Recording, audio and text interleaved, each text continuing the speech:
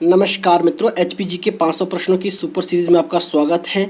जो भी मैंने आज आपके लिए प्रश्न लिए हैं यह परीक्षा की दृष्टि से महत्वपूर्ण हैं, क्योंकि यह पहले किसी न किसी एग्जाम में पूछे जा चुके हैं। आज हम पार्ट 12 के साथ कंटिन्यू करेंगे। अगर आपने इससे पहले पार्ट 11 नहीं देखे हैं तो उनको देख लीजिए।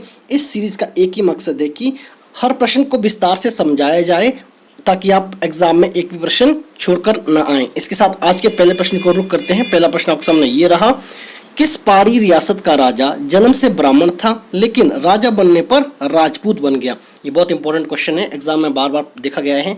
इसका सही उत्तर होगा ऑप्शन डी, कुटलैट रियासत। जो कुटलैट रियासत है इसकी स्थापना जसपाल नाम के एक ब्राह्मण ने की थी, और जो कुटलैट है यह वर्तमान में ऊना जिले का हिस्सा है। यहाँ पर प्रश्न उठता है कि जो ऊना जिला है यह कितनी रियासतों को मिलाकर बना है? तो आपका उत्तर होना चाहिए 2 रियासतों के कारण। पहली है कुटलैट रियासत, दूसरी है जसवा रियासत। साथ ही साथ हमें यह भी पता होना चाहिए जो कुटलैट रियासत है यह ऊना जिले में मिलने से पहले कांगड़ा जिले का एक हिस्सा थी। अगर आपको एग्जाम में प्रश्न कुछ इस तरह से पूछा जाए कि हिमाचल प्रदेश की सबसे छोटी रियासत कौन सी थी, तो आपका उत्तर होना चाहिए रितेश, जिसकी स्थापना करम प्रकाश के छोटे भाई राय सिंह ने की थी। यहाँ पर कंफ्यूज नहीं होना है।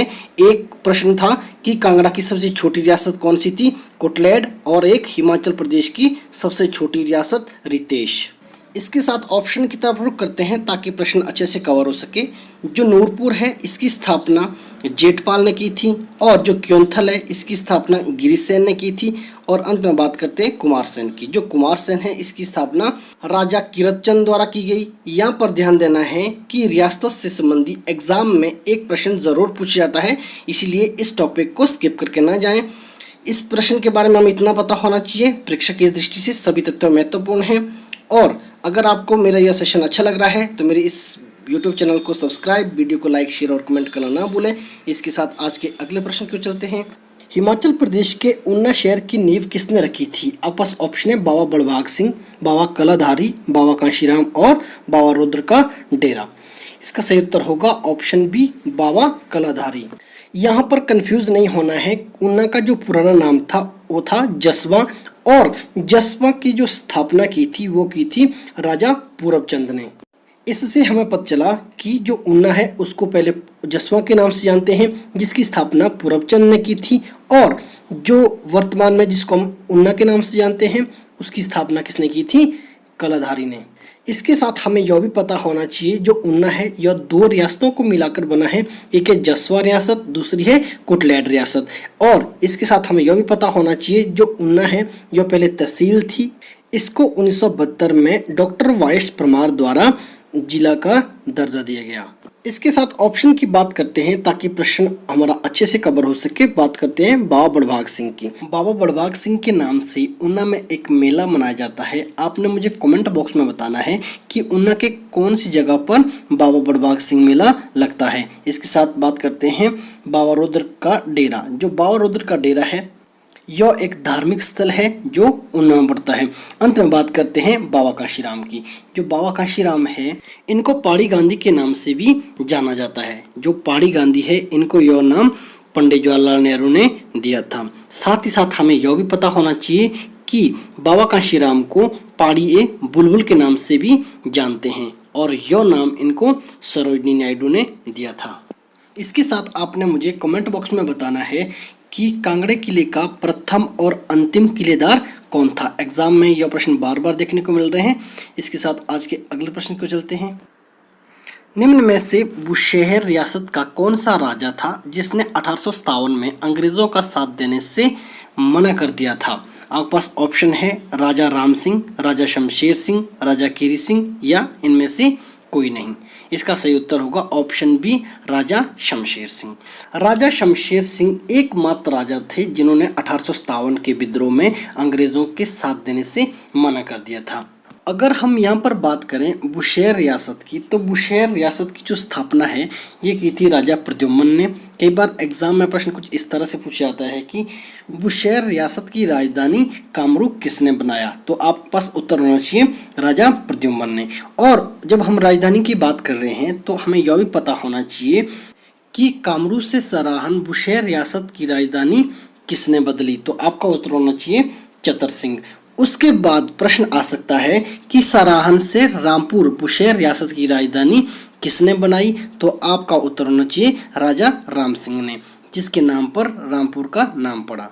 अंत में बात करते हैं राजा केरी सिंह की। जो राजा केरी सिंह थे, इनको अजान बाहु के नाम से भी जानते थे, क्योंकि जब यह खड़े होते थे तो इनके जो हाथ है ये घुटने तक पहुंचते थे।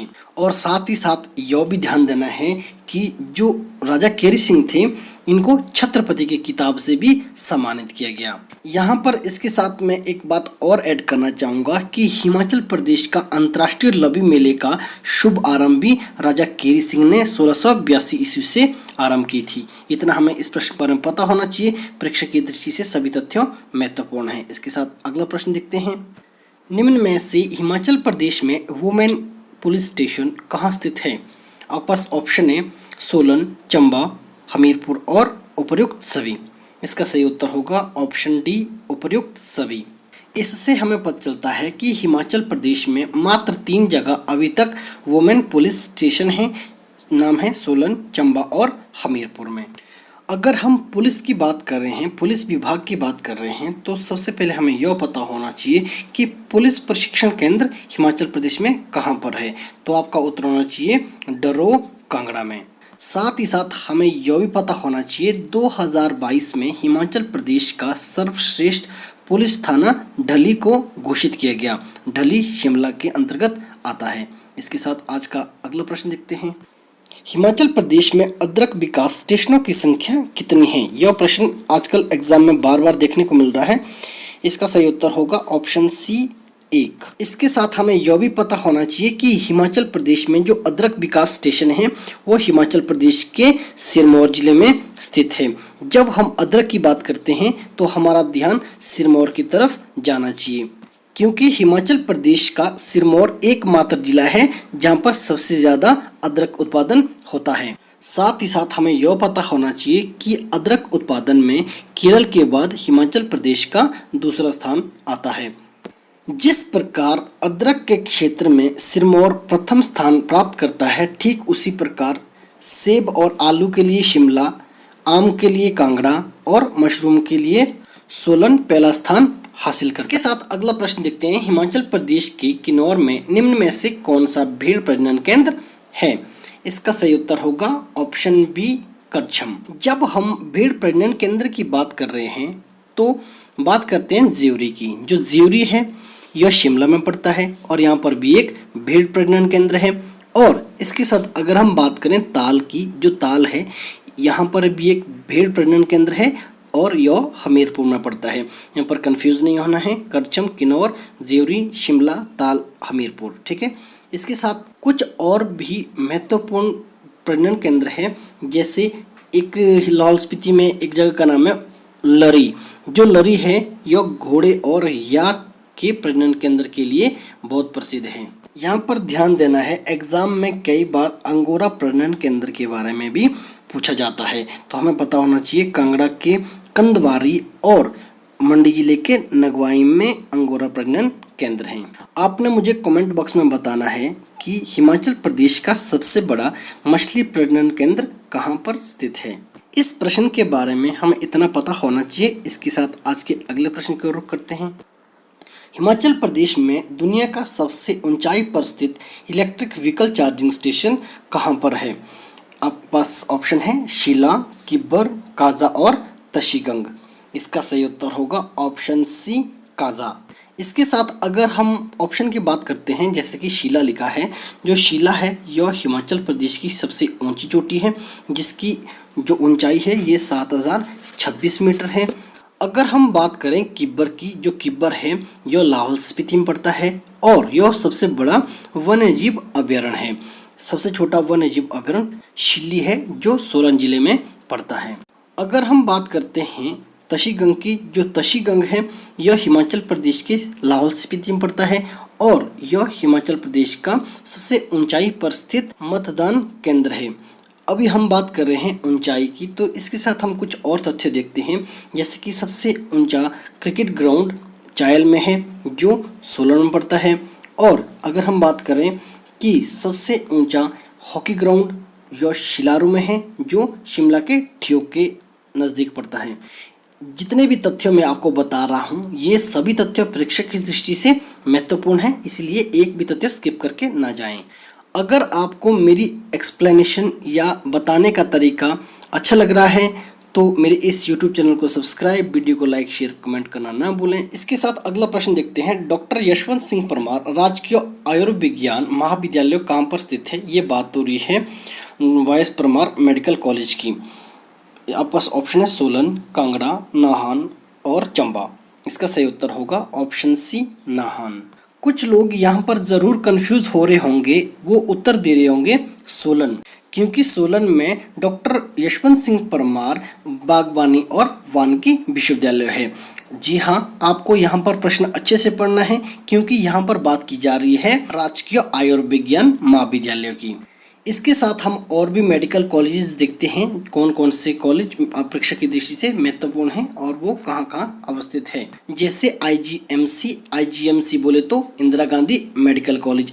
इस इंदिरा गांधी मेडिकल कॉलेज को पहले एचपीएमसी के नाम से जानते थे, हिमाचल प्रदेश मेडिकल कॉलेज। इसकी स्थापना 1966 में हुई थी। आप मुझे कमेंट में बताना कि हिमाचल प्रदेश की राजधानी शिमला कब बनी। इसके साथ अगर हम बात करते हैं एमजीएमसी की, महात्मा गांधी मेडिकल कॉलेज यो रामपुर में है। जो रामपुर है यह शिमला के अंतर्गत आता है। और इसके साथ हमें यह भी पता होना चाहिए कि राजेंद्र प्रसाद मेडिकल कॉलेज कहाँ पर स्थित है, तो आपका उत्तर होना चाहिए कांगड़ा के टांडा में। एग्जाम में कई बार प्रश्न देखने को मिलता है इसकी स्थापना कब हुई, तो आपका उत्तर होना चाहिए 1996। अगर हम बात करें लाल बहादुर शास्त्री मेडिकल कॉलेज की, यह मंडी में स्थित है। इतने मेडिकल कॉलेज का हमें पता होना चाहिए। ये सभी मेडिकल कॉलेज परीक्षा की दृष्टि से महत्वपूर्ण हैं। इसके साथ अगले प्रश्न को चलते हैं। हिमाचल प्रदेश में स्थित कुनियार रियासत के संस्थापक कौन थे? आपके पास ऑप्शन है जेठपाल, पूरबचंद, जसपाल और अभोजदेव। इसका सही उत्तर होगा ऑप्शन डी, अभोजदेव। यहाँ बात करते हैं रियासत की। ध्यान देना है, रियासत से संबंधी या रियासत के संस्थापक से संबंधी एग्जाम में प्रश्न जरूर देखने को मिलता है, इसलिए इसको जरूर पढ़ के जाएं। इसके साथ बात करते हैं जेठपाल की। जो जेठपाल है इन्होंने नूरपुर रियासत की स्थापना की थी। बात करते हैं पूरबचंद की। जो पूरबचंद है इन्होंने जसवां रियासत की स्थापना की थी, जिसे वर्तमान में उन्ना के नाम से जानते हैं। अंत में बात करते हैं जसपाल की। जो जसपाल है इन्होंने कुटलेर रियासत की स्थापना की थी और कुटलेर रियासत का अंतिम राजा ब्रजमोहन था। आपने मुझे कमेंट में बताना है कि भज्जी रियासत के संस्थापक कौन थे। इसके साथ अगला प्रश्न देखते हैं। 1921 में किसने शिमला प्रवास नहीं किया था? आपके पास ऑप्शन है बाल गंगाधर तिलक, लाला लाजपत राय, मदन मोहन मालवीय और महात्मा गांधी। इसका सही उत्तर होगा ऑप्शन ए, बाल गंगाधर तिलक। इनके अलावा जितने भी और ऑप्शन में दिए गए लोग हैं, जैसे लाला लाजपत राय, मदन मोहन मालवीय और महात्मा गांधी, ये 1921 में शिमला में आए थे। कई बार प्रश्न इस तरह से पूछते हैं कि महात्मा गांधी शिमला पहली बार कब आए, तो आपका उत्तर होना चाहिए 1921 में। यहाँ पर प्रश्न के बाद इस तरह से बनता है कि हिमाचल प्रदेश की राजधानी शिमला महात्मा गांधी कितनी बार आए थे, तो आपका उत्तर होना चाहिए 10 बार। और कई बार एग्जाम में प्रश्न कुछ इस तरह से देखा गया है, जिसका उत्तर आपने मुझे कमेंट बॉक्स में देना है कि महात्मा गांधी की पत्नी महात्मा गांधी के साथ शिमला कब आई थी। यहाँ पर जब भी आप महात्मा गांधी को शिमला के साथ जोड़ते हैं तो आपके ज़हन में पीटर हॉप याद आता होगा, क्योंकि पीटर हॉप में महात्मा गांधी के हत्यारे नाथूराम गोडसे के मुकदमे की सुनवाई होती थी। जब हम पीटर हॉप की बात कर रहे हैं तो हमें यह पता होना चाहिए कि पंजाब का जो हाई कोर्ट चंडीगढ़ के लिए स्थानांतरित किया गया, उससे पहले पंजाब का जो हाई कोर्ट था वो शिमला का पीटर हॉप था। इस प्रश्न के बारे में हमें इतना पता होना चाहिए, प्रेक्षक की दृष्टि से सभी तथ्य महत्वपूर्ण हैं, इसीलिए नोट्स बनाते चलें। जब आप रिवाइज करेंगे तो उस समय आपको किसी भी प्रकार की कोई परेशानी नहीं होगी। आशा करता हूं कि आप इस सीरीज़ को एंजॉय कर रहे होंगे। अगर आपको यह सीरीज अच्छी लग रही है तो मेरे यूट्यूब चैनल को सब्सक्राइब, वीडियो को लाइक, शेयर करना ना भूलें। इसके साथ अगले प्रश्न की ओर करते हैं। धामू शाह मेला हिमाचल प्रदेश के किस जिले में आयोजित किया जाता है? आपके पास ऑप्शन है चंबा, सोलन, कांगड़ा और ऊना। इसका सही उत्तर होगा ऑप्शन सी, कांगड़ा। इसके साथ कांगड़ा से एक और मेला बार बार एग्जाम में पूछा जाता है, वो है डल मेला। आपने ध्यान देना है डल एक मेला भी है और डल एक झील भी है जो कांगड़ा जिले में अवस्थित है। अगर हम बात करें ऑप्शन की बोले तो चंबा की बात करें, चंबा में जो मुख्य मेले हैं जो एग्जाम में बार बार देखे गए हैं वो है दशांग मेला, सुई मेला, मिंजर मेला और छड़ी यात्रा। और अंत में अगर हम बात करें नवाला, मुझे आपने कमेंट बॉक्स में बताना है जो नवाला मेला है यह मेला किस समुदाय द्वारा मनाया जाता है। साथ ही साथ मैं आपको यहाँ पर एक बात और बताना चाहूँगा, जो सुई मेला है यहाँ पर केवल महिलाओं को जाने की अनुमति है। जिस प्रकार चंबा में सुई मेला है ठीक उसी प्रकार किन्नौर में एक तुशिम नाम का मेला है जहाँ पर केवल पुरुषों को जाने की अनुमति है। इसके साथ अगर हम बात करें सोलन की, सोलन में कुछ मुख्य मेले हैं जो एग्जाम में बार बार पूछे गए हैं, जैसे सीपी मेला और शायरी मेला और सलूनी मेला। शायरी मेले के बारे में कई बार एग्जाम में प्रश्न कुछ इस तरह से पूछा जाता है कि भैंसों की लड़ाई के लिए कौन सा मेला प्रसिद्ध है। इतना हमें इस प्रश्न के बारे में पता होना चाहिए। आपने मुझे कमेंट बॉक्स में बताना है कि हिमाचल प्रदेश में कितने अंतर्राष्ट्रीय मेले आयोजित किए जाते हैं। इसके साथ अगले प्रश्न की ओर रुख करते हैं। कालिदास ने अपनी पुस्तक कुमार संभव में किन वासियों का वर्णन किया गया है। आपके पास ऑप्शन है गुज्जर, भोट, किन्नर और गद्दी। इसका सही उत्तर होगा ऑप्शन सी किन्नर। जब हम किन्नर की बात कर रहे हैं तो हमें किन्नर के बारे में यह पता होना चाहिए कि किन्नर का मतलब होता है अशोमुख वाले लोग। जिस प्रकार किन्नरों का वर्णन कालिदास की पुस्तक कुमार संभव में किया गया है ठीक उसी प्रकार किन्नरों का वर्णन महाभारत और ऋग्वेद में भी मिलता है। कहा जाता है कि अर्जुन को अश्वमेध यज्ञ के घोड़े की रक्षा करते समय हिमालय में किन्नर लोग मिले थे। तो इसके साथ हमें यह भी पता होना चाहिए कि तिब्बती लोग किन्नरों को खुन्नू के नाम से जानते हैं और लेह लद्दाख के लोग किन्नरों को या किन्नर लोगों को मोआ के नाम से जानते हैं। जब हम किन्नर की बात कर रहे हैं, अगर मैं इस पर थोड़ा सा प्रकाश और डालना चाहूँ तो वायु पुराण में किन्नर लोगों को महेंद्र पर्वत का वासी बताया गया है। इतना हमें इस प्रश्न के बारे में पता होना चाहिए। इसके साथ आज के अगले प्रश्न की ओर रुख करते हैं। निम्न में से कौन सा नृत्य सिरमौर जिले में मनाया जाता है। आपके पास ऑप्शन है रासा नृत्य, जूरी नृत्य, घी नृत्य और उपयुक्त सभी। इसका सही उत्तर होगा ऑप्शन डी उपयुक्त सभी। ध्यान देना है जो रासा नृत्य है यह एग्जाम में बार बार पूछा जाता है, इसीलिए परीक्षा की दृष्टि से यह नृत्य बहुत महत्वपूर्ण है। अगर हम बात करें जूरी नृत्य की, जो जूरी नृत्य है यह स्त्रियों द्वारा किए जाने वाला नृत्य है। इन 3 नृत्यों के अलावा हमें सिरमौर का एक और महत्वपूर्ण नृत्य का पता होना चाहिए, वो है बुढ़ा नृत्य। जो बुढ़ा नृत्य है यह सिरमौर में मनाया जाने वाला नृत्य है। एग्जाम में इसको बार बार देखा गया है। इसके साथ अगला प्रश्न देखते हैं। निम्न में से कौन सा जिला नए हिमाचल में नहीं आता है। आपके पास ऑप्शन है कुल्लू, कांगड़ा, चंबा और लाहौल स्पीति। इसका सही उत्तर होगा ऑप्शन सी चंबा। यहाँ पर कंफ्यूज नहीं होना है। सबसे पहले आपको यह पता होना चाहिए कि नया हिमाचल क्या है और पुराना हिमाचल क्या है। यहाँ पर मैं आपको साधारण भाषा में समझाने की कोशिश करूँगा।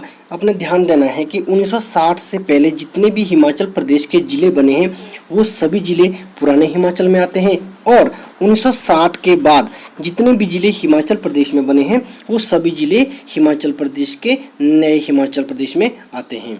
मुझे लगता है अभी आप मेरे उत्तर से पूरी तरह से सहमत नहीं होंगे। मेरे कहने का मतलब है कि 1960 से पहले जैसे चंबा, सिरमौर, मंडी और मासू 1948 में बने थे और बिलासपुर को 1954 में बनाया गया था और किन्नौर जिले को 1960 में बनाया गया। तो इससे हमें ये पता चला किन्नौर, बिलासपुर, मासू, मंडी, सिरमौर और चंबा पुराने हिमाचल में आते हैं। उसके बाद जितने भी जिले आपको याद आ रहे हैं हिमाचल के 12 जिलों में से वो सभी जिले नए हिमाचल में आते हैं। इतना हमें पता होना चाहिए। परीक्षा की दृष्टि से यह प्रश्न बहुत महत्वपूर्ण है क्योंकि एग्जाम में कई बार देखा गया है इस प्रश्न को। इसके साथ अगला प्रश्न देखते हैं। हिमाचल प्रदेश में HPPSC की स्थापना कब हुई। आपके पास ऑप्शन है 1971, 1974, 1998 और 1997। इसका सही उत्तर होगा ऑप्शन ए 1971। सबसे पहले समझते हैं कि HPPSC क्या है। जो इसकी फुल फॉर्म में Himachal Pradesh public service commission. यह एक प्रकार का आयोग है और इस आयोग का जो कार्यालय है वो निगम विहार शिमला में है। यहाँ से प्रश्न कई बार देखने को कुछ इस तरह से मिलता है कि Himachal Pradesh public service commission के जो प्रथम अध्यक्ष थे उनका क्या नाम था। तो आपका उत्तर होना चाहिए KS कटोच। जब हम एचपीपीएससी की बात कर रहे हैं तो साथ ही साथ हमें यह भी पता होना चाहिए इस आयोग में मुख्य 5 लोग होते हैं, जिनमें से एक अध्यक्ष होता है और 4 अन्य सदस्य होते हैं। और उन सभी सदस्यों की जो नियुक्ति होती है वो हिमाचल प्रदेश के राज्यपाल द्वारा होती है और इन सभी सदस्यों को राज्यपाल के द्वारा 6 वर्षों के लिए नियुक्त किया जाता है। एचपीपीएससी के बारे में हमें इतना पता होना चाहिए क्योंकि जो भी मैंने आपको तथ्य बताए हैं यह सभी तथ्य परीक्षा की दृष्टि से महत्वपूर्ण हैं। जिस प्रकार हमें एचपीपीएससी का पता होना चाहिए ठीक उसी प्रकार हमें एचपीएसएससी का भी पता होना चाहिए। इसकी स्थापना 1998 में हुई थी। आपको कंफ्यूज नहीं होना है कि एचपीपीएससी की स्थापना 1971 में हुई थी और एचपीएसएससी की स्थापना 1998 में हुई थी। और साथ ही साथ हमें यह भी पता होना चाहिए कि एचपीएसएससी का जो कार्यालय है वो वर्तमान में हमीरपुर के कब्रों में है। इस प्रश्न के अंतर्गत जब हम स्थापना की बात कर रहे हैं तो हमें कुछ स्थापनाओं का पता होना चाहिए, जैसे कि एचपीएससीबी बोले तो Himachal Pradesh state electricity board की स्थापना का भी पता होना चाहिए। इसकी स्थापना 1971 में हुई थी। एचआरटीसी की स्थापना का भी पता होना चाहिए। इसकी स्थापना 1974 में हुई थी। अगर हम बात करें वन निगम की तो इसकी स्थापना 1974 ईस्वी में हुई थी। इस प्रश्न के अंतर्गत स्थापना के बारे में मैंने जो भी आपको तथ्य बताए परीक्षा की दृष्टि से यह सभी तथ्य महत्वपूर्ण हैं, एग्जाम में स्किप करके ना जाएं। इसके साथ अगला प्रश्न देखते हैं। निम्न में से हिमाचल प्रदेश के सिरमौर में कौन सा मंदिर स्थित है? आपके पास ऑप्शन है कामाख्या देवी, कामना देवी, कटासन देवी और कमलेश्वर महादेव मंदिर। ये जो ऑप्शन है ये मैंने इसीलिए लिए हैं क्योंकि एग्जाम में बार बार इससे प्रश्न पूछे जाते हैं कि ये मंदिर कहाँ पर है। तो सबसे पहले बात करते हैं कि सिरमौर में इनमें से कौन सा मंदिर है। तो इसका सही उत्तर होगा ऑप्शन सी, कटासन देवी मंदिर। इसके साथ हम ऑप्शन में चलते हैं, बात करते हैं कामाख्या देवी मंदिर की। जो कामाख्या देवी मंदिर है यह हमारा मंडी जिले में पड़ता है और जो कामना देवी मंदिर है यह जिला शिमला में पड़ता है। अंत में बात करते हैं कमलेश्वर महादेव मंदिर की। जो कमलेश्वर महादेव मंदिर है यह जिला चंबा में पड़ता है। इसके साथ आज के अगले प्रश्न की ओर रुख करते हैं। निम्न में से मंडी जिले की सबसे ऊंची चोटी कौन सी है? आपके पास ऑप्शन है माउंट करोल, नागरू, बहादुरपुर और डीबी बोकरी। इसका सही उत्तर होगा ऑप्शन बी, नागरू। इसके साथ बात करते हैं अन्य जितने भी आपके पास ऑप्शन है उनकी, ताकि टॉपिक अच्छे से क्लियर हो सके। बात करते हैं माउंट करोल की। जो माउंट करोल है ये भी एक चोटी है जो सोलन जिले की सबसे ऊंची चोटी है। इसके साथ बात करते हैं बहादुरपुर की। जो बहादुरपुर है यह बिलासपुर की सबसे ऊंची चोटी मानी जाती है। अंत में बात करते हैं डीबी बोकरी की। जो डीबी बोकरी है यह डीबी बोकरी एक चोटी है जो कुल्लू जिले में स्थित है। इसके साथ कुछ बात करते हैं कुल्लू जिले की मुख्य चोटियों की जो एग्जाम में बार बार पूछी जाती है। कुल्लू जिले की कुछ मुख्य चोटियां इस प्रकार से हैं, जैसे कि परांगला हो गई, उमाशिला, शीतिदार, श्रीखंड, इंद्र किला, पिन पार्वती, पतालसू और साचा। ये सभी चोटियां परीक्षा की दृष्टि से बहुत महत्वपूर्ण हैं, इसीलिए चोटियों से संबंधित एग्जाम में पढ़कर जरूर जाएं। इसके साथ आज का अगला प्रश्न देखते हैं। हिमाचल प्रदेश में सिंबलबाड़ा राष्ट्रीय पार्क की स्थापना कब हुई? आपके पास ऑप्शन है 2010, 1987, 2014, 1984। इसका सही उत्तर होगा ऑप्शन ए 2010। ध्यान देना है आजकल एग्जाम में जो प्रश्न पूछे जा रहे हैं, अब आपको इस तरह से प्रश्न नहीं आएगा कि सिंबलबाड़ा राष्ट्रीय पार्क कौन से जिले में स्थित है। अब आपको एग्जाम में जो भी प्रश्न पूछा जा रहा है थोड़ा कठिन करके पूछा जा रहा है ताकि कंपटीशन बना रहे, इसीलिए जो भी आपने पढ़ना है उसको आपने विस्तारपूर्वक डिटेल से पढ़ना है। अभी हम बात कर रहे हैं सिंबलबाड़ा राष्ट्रीय पार्क की। जो सिंबलबाड़ा राष्ट्रीय पार्क है, जैसे मैंने आपको पहले बताया, इसकी स्थापना 2010 में हुई और यह हिमाचल प्रदेश का सबसे छोटा राष्ट्रीय पार्क है। साथ ही साथ हमें इसके बारे में यह भी पता होना चाहिए कि इस राष्ट्रीय पार्क को कर्नल शेर जंग राष्ट्रीय पार्क के नाम से भी जाना जाता है। अगर आपको थोड़ा डिटेल में पढ़ना है तो आपको यह पता होना चाहिए जो सिंबलबाड़ा राष्ट्रीय पार्क है इससे पहले इसको वन्य जीव अभ्यारण्य का दर्जा दिया गया। यह दर्जा इसको 1958 में दिया गया। सबसे पहले हमें यह पता होना चाहिए कि हिमाचल प्रदेश में कितने राष्ट्रीय पार्क है। तो आपकी जानकारी के लिए बता दूं, वर्तमान में हिमाचल प्रदेश में 5 राष्ट्रीय पार्क है, जिनमें से ग्रेट हिमालय नेशनल पार्क हो गया जिसकी स्थापना 1984 ईस्वी में हुई थी। साथ ही साथ हमें यह भी पता होना चाहिए जो ग्रेट हिमालय नेशनल पार्क है इसको 2014 में वर्ल्ड हेरिटेज साइट्स में जोड़ा गया। यहाँ पर ध्यान देना है, कुल्लू जिले में 3 नेशनल पार्क हैं। ग्रेट हिमालय नेशनल पार्क हो गया, इंद्रकिला और खीरगंगा नेशनल पार्क हो गया। हमें यह पता होना चाहिए कि जो इंद्रकिला और खीरगंगा नेशनल पार्क है इसकी स्थापना 2010 में हुई थी। इसके साथ बात करते हैं pin valley national park. Pin valley national park की स्थापना 1987 ईस्वी में हुई थी और यह लाहौल स्पीति में पड़ता है। इससे हमें पता चला कि 3 नेशनल पार्क की स्थापना 2010 में हुई, इंद्रकिला, खीरगंगा और सिंबलबड़ा, और ग्रेट हिमालय नेशनल पार्क की स्थापना 1984 में हुई और पिन वैली नेशनल पार्क की स्थापना 1987 में हुई। इससे हम पता चला कि हिमाचल प्रदेश के जितने भी नेशनल पार्क हैं, कहने का मतलब कि 5 नेशनल पार्क है। आशा है कि आपको सभी नेशनल पार्क याद हो चुके होंगे। अगर आपको मेरा यह सेशन अच्छा लग रहा है, मेरे इस यूट्यूब चैनल को सब्सक्राइब, वीडियो को लाइक, शेयर, कमेंट करना ना भूलें। इसके साथ अगला प्रश्न देखते हैं, हिमाचल प्रदेश की किस नदी को नेशनल वाटरवे का दर्जा प्राप्त है? आपके पास ऑप्शन है रावी, चिनाब, यमुना और सतलुज। इसका सही उत्तर होगा ऑप्शन डी, सतलुज। अब बात करते हैं सतलुज नदी की। सतलुज नदी का जो वैदिक नाम है वो शतुद्री है और संस्कृत नाम शतुद्रु है। इसके साथ हमें यह भी पता होना चाहिए सतलुज नदी हिमाचल प्रदेश में कितना रास्ता तय करती है, तो आपका उत्तर होना चाहिए 320 किलोमीटर। और जो सतलुज नदी है, सतलुज नदी का जो उद्गम स्थान है वो मानसरोवर के राखस्थाल झील से निकलकर हिमाचल प्रदेश के शिप की दर्रा से प्रवेश करती है। हिमाचल प्रदेश को बाकड़ा नामक गांव से छोड़कर पंजाब में प्रवेश करती है। कई बार सतलुज की सहायक नदियों के बारे में भी पूछा जाता है, तो आपको पता होना चाहिए सतलुज की सहायक नदी जैसे बसपा हो गई, स्पीति हो गई, नोगली हो गई इत्यादि। मैं हिमाचल प्रदेश की सभी नदियों के बारे में विस्तार पूर्वक पढ़ा चुका हूं। अगर आपको नदियों से संबंधी वीडियो देखनी है तो मैं उसका लिंक आपको डिस्क्रिप्शन बॉक्स में दे दूंगा। इसके साथ आज का अगला प्रश्न देखते हैं, हिमाचल प्रदेश में बंदर घाटी कहाँ स्थित है? आपके पास ऑप्शन है चंबा, बिलासपुर, मंडी या इनमें से कोई नहीं। इसका सही उत्तर होगा ऑप्शन ए, चंबा। चंबा की घाटियों में से एक घाटी एग्जाम में बार बार देखने को मिलती है, वो है दूध और शहद की घाटी। कई बार एग्जाम में प्रश्न पूछा जाता है कि दूध और शहद की घाटी कहाँ है, तो आपका उत्तर होना चाहिए चंबा में। हिमाचल प्रदेश की कुछ महत्वपूर्ण घाटियां हैं जो एग्जाम में बार बार देखने को मिलती है, जैसे चौहार घाटी जो मंडी में है, इमला बिमला घाटी ये भी मंडी में है, और गंबर घाटी ये सोलन में है, और कुनियार घाटी ये भी सोलन में है। अगर हम बात करें गारा घाटी की, ये हमारे पास चंद्रा घाटी के नाम से भी इसको जानते हैं, यह लाहौल स्पीति में है। एक मंडी जिले में एक महत्वपूर्ण और घाटी है जिसको हम उपजाऊ घाटी के नाम से जानते हैं, जिसको बल घाटी के नाम से पुकारा जाता है। अगर हम बात करें यहाँ पर पोंटा घाटी की, जो पोंटा घाटी है यह सिरमौर में पड़ती है और इस घाटी को क्यारदून घाटी के नाम से जानते हैं। आपने मुझे कमेंट बॉक्स में बताना है कि दून और सपरून घाटी कौन से जिले में स्थित है। अगर आपको मेरा यह वीडियो अच्छा लगा तो मेरे इस YouTube चैनल को सब्सक्राइब, वीडियो को लाइक, शेयर करना ना भूलें, साथ ही साथ बेल आइकन को दबाना ना भूलें, जिससे मेरी आने वाली वीडियो की नोटिफिकेशन आप तक पहुंचेगी सबसे आगे। नमस्कार।